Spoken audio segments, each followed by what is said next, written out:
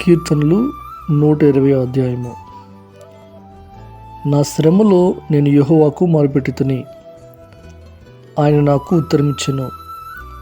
యెహోవా, అబద్ధమాడు పెదవుల నుండి, మోసకరమైన నాలుక నుండి నా ప్రాణమును విడిపించుము.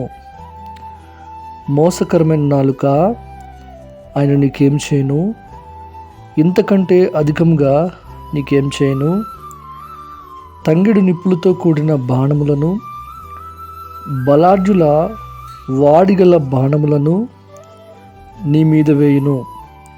అయ్యో, నేను మేషేకులో పరదేశినై ఉన్నాను, కేదారు గుడారముల యొద్ద కాపురమున్నాను. కలహప్రియుని యొద్ద నేను చిరకాలము నివసించిన వాడను.